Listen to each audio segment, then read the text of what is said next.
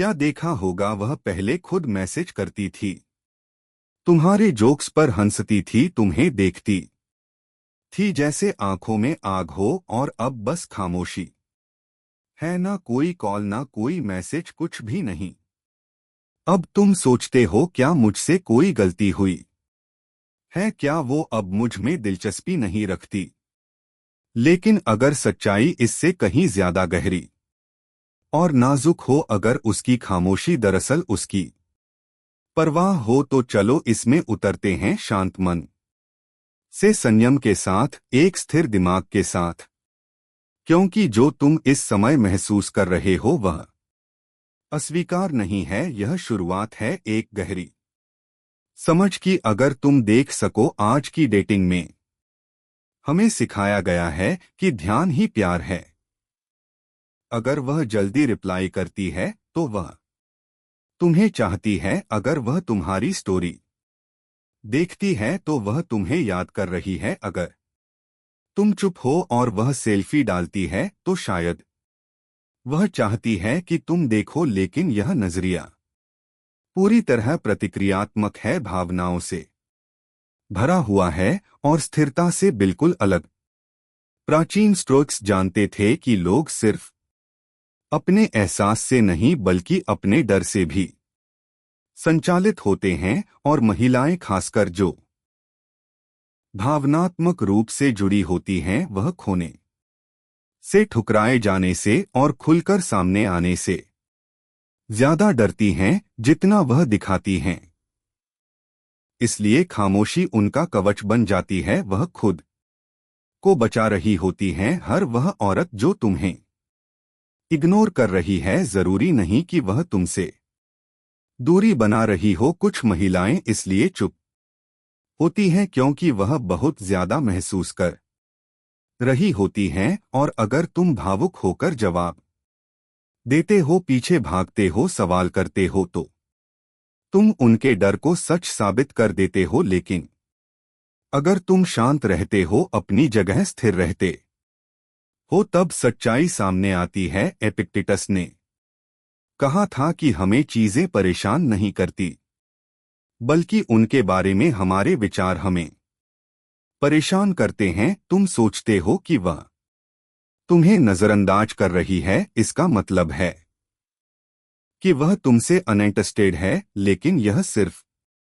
तुम्हारा सोचना है, हकीकत नहीं। तो स्टोइक तरीका यह कहता है कि मान लो नहीं, देखो, दौड़ो नहीं, रुको, अपनी जगह टिके रहो। कई बार जो महिला सबसे ज्यादा प्यार करती है वही सबसे ज्यादा चुप हो जाती है। अब जानिए 4 वजह क्यों एक औरत प्यार में होने के बावजूद भी चुप हो सकती है। पहली, वह सुरक्षा परख रही होती है, उसे स्नेह से ज्यादा भावनात्मक सुरक्षा चाहिए। अगर उसे यह यकीन नहीं होता कि तुम तनाव, दूरी या मुश्किल समय में कैसे रहोगे, तो वह खुद पीछे हटकर देखती है कि क्या तुम अपना संतुलन खोते हो या टिके रहते हो। दूसरी, वह अपने मन से लड़ रही होती है, शायद वह इतना गहराई से महसूस करने के लिए तैयार नहीं होती। शायद पुराने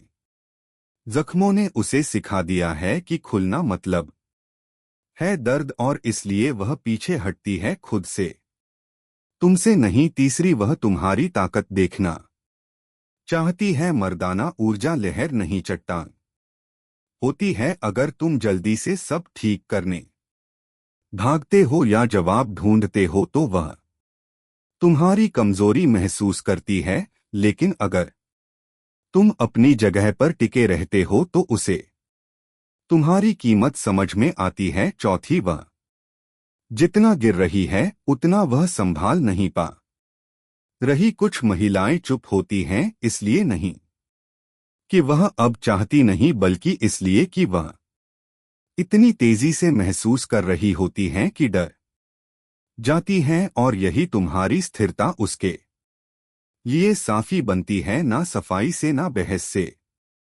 सिर्फ अपनी जगह पर खड़े रहकर। तो जब वह तुम्हें नजरअंदाज करे और तुम्हें लगे कि प्यार अब भी जिंदा है, तो तुम क्या करो? पहला, शांत रहो, मैसेज मत भेजो, सवाल मत करो।